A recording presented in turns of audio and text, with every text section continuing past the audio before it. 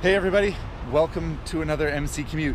Not so much an MC Commute this time, if I'm honest. It's more like MC Lost. It's cold and I'm in Europe and I don't know where I am, and I'm gonna try and find my way back to where I'm supposed to be. But don't feel too bad for me, because first of all, I'm lost in Monaco, which is kind of a fun place to be lost. I'm lost nonetheless. My ride out of here, hopefully, also not so bad. It's Ducati's new Monster 1200S. Pretty slick machine in this concrete gray, new for 2017. Hopefully I'll be able to find my way to a hot shower and a bed to sleep in tonight. And while I try to do that, I'm gonna tell you guys a little bit about the new Monster, and hopefully I don't get run over by a bus. Speaking of which. Okay, I had to move the bike because that bus was literally gonna run it over. But the bus driver was really nice about it. Nicer than bus drivers usually are, I reckon. Okay. 2017 Monster S. Take me home. Follow the guy on the scooter. How very European. I'll try and get most of the stuff about the bike out of the way so you guys can learn about that.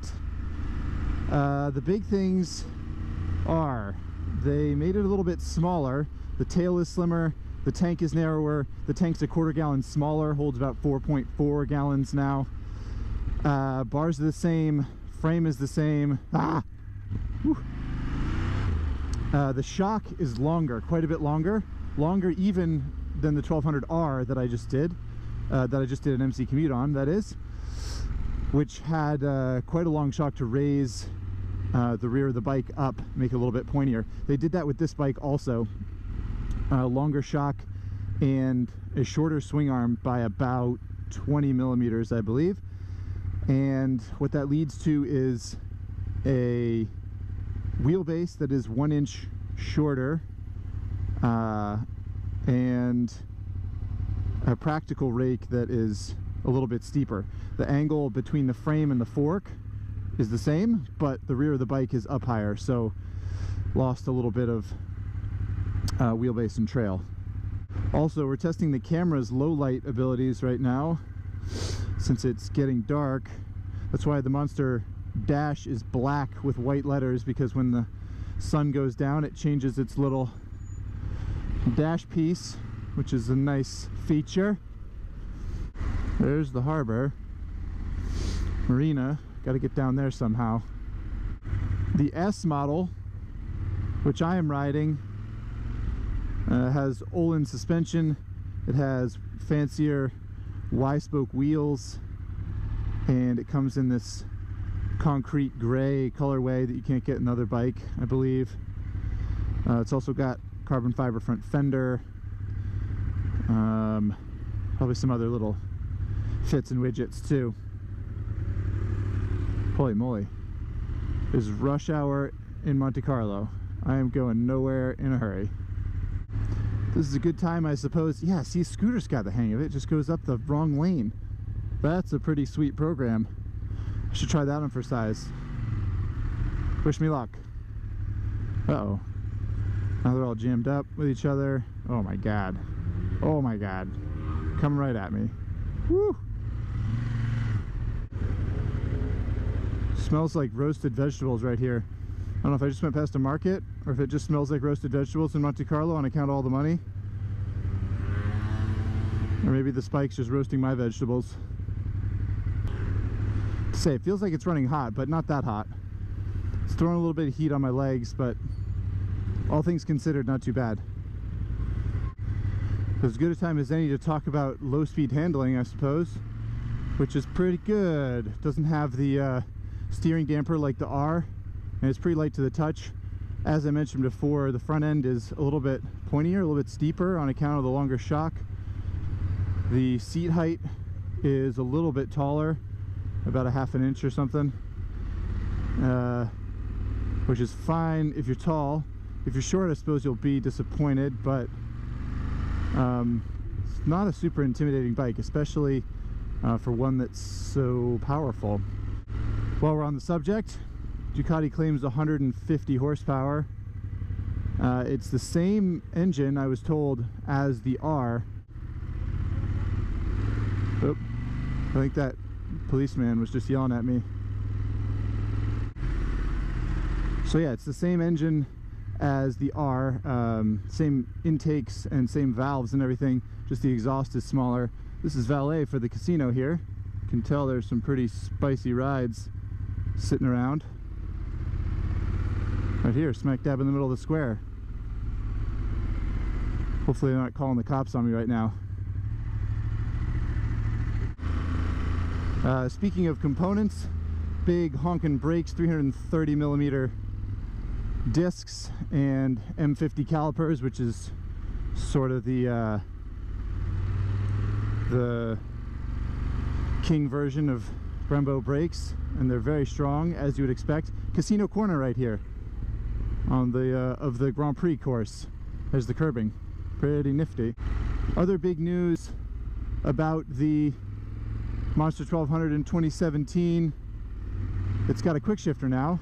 I'm finally going fast enough that I can sort of demonstrate the quick shifter. Left hand off the bars, first gear, second gear, third gear, fourth gear. Pretty cool. And you also go down, bup, bup, bup. It's pretty nifty. It works quite well. It's basically the same system from the flagship Panigale, and yeah, it works well. It works the way it should. It's especially good on downshifts, I think. Does a little auto blip thing. Very nice, very satisfying. One thing the bike does not have from the Monster R is the foot pegs. It's got these rubber coated foot pegs, which are designed for more comfort, I'm told, and they're pretty comfortable. I think they're supposed to reduce a bit of vibration, and same thing as the steering damper. It doesn't have the knurled foot pegs because Ducati doesn't figure it's a, you know, super sport bike or a, you know, super high performance bike, which, fair enough. I did have it up in the twisty roads above Monaco today, and it does handle pretty darn well, I have to say. I mean, Olin suspension, what do you want? It's real good. It'll do it. It'll soak up bumps. It's firm. It feels planted, stable. Okay, made it to the water. There's a helicopter taking off from that hotel. That's about right. Or maybe it's taking off from a yacht or something. The landscape in this joint is crazy. I know this camera doesn't have real good long range view, but there are houses hanging off the cliffs up here. It is wild. As far as other stats for the Monster go, it does weigh just a little bit more. I'm a little confused actually, because the specification sheet, the specification sheet claimed that it was lighter than the previous generation Monster, but I talked to the engineer today for a little while, and he said no, this one's actually a little bit heavier because of Euro 4 regulations. They had to make the exhaust bigger volume to kill the noise, and that meant that they couldn't really make the bike lighter. Okie dokie, it's getting properly dark now, so I need to find my way back down to the water. Back to the horsepower thing. If Ducati claims 150 horsepower, I figure it won't quite be that. That'll be horsepower at the crankshaft, not at the rear wheel. So I think you can figure it'll be approximately as much power as the previous generation, which was 136 or 138 or something. Yeah, it does have a higher compression ratio, 13:1 now instead of 12.5:1. Mostly that's they're trying to clean combustion up for Euro 4 and emissions and stuff. That's what Giuseppe told me today. I think that's his name.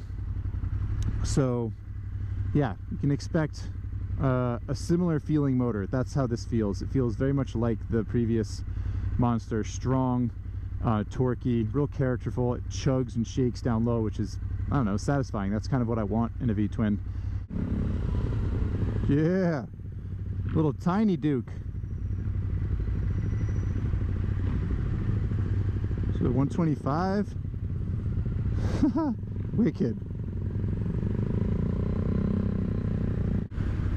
Do it. Oh my God. You got it, scooter lady. You can do it. Make it happen. You got it. Yeah. Yeah. Oh, that feels good. Whew. 15 miles an hour. Never felt so good.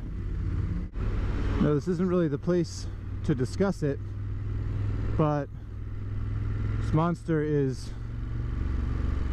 geared pretty tall too. Out on the freeway, 65 to 70 miles an hour is only 3,500 RPM or so. In 6th gear, it really just lopes along. If any of this looks familiar, that's because we were just here. Like I said, I'm pretty lost. Just got to get down by the water again, and I think I'll be able to find my way home. Bonjour. You go up, and after the second on the right is down. Second right? Second right is down. Down. Okay. Nice police officer gave me directions to the hotel. That was very nice of him. He said second right and then down. Okay, that looks like a right. Is that a right? We'll count that as a right. Or will we? Smells like clutch and brakes in this town. Second right and then down. Oh my God. Man, buses here are a hazard. There's so many of them. How many buses there are? How many different places can people be going? Holy moly. And you get those people on scooters.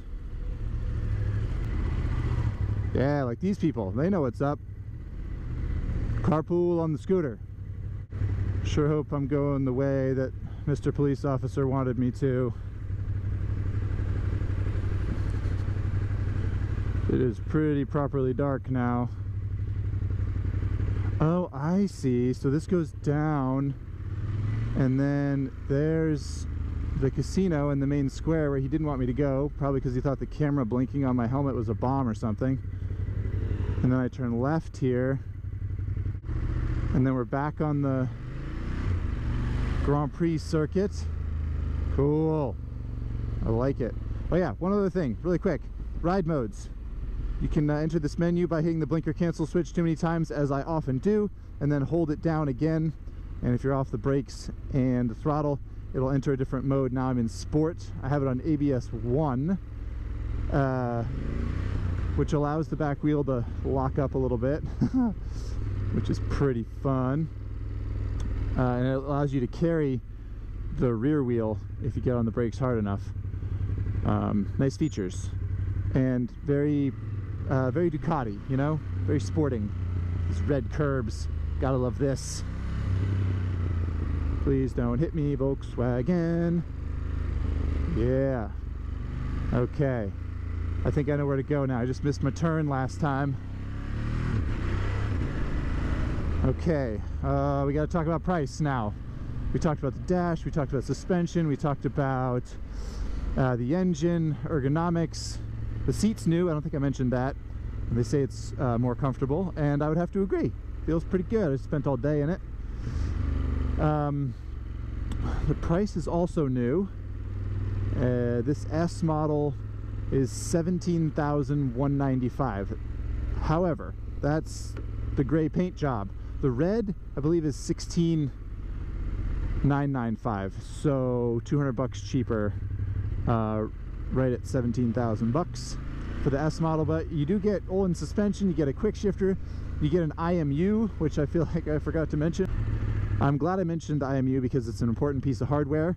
It allows the bike to know roll, pitch, yaw, all that jazz, and allows it to have wheelie control and cornering ABS, which is pretty cool. So if you're cranked over and grab the brakes, the bike knows just how cranked over you are.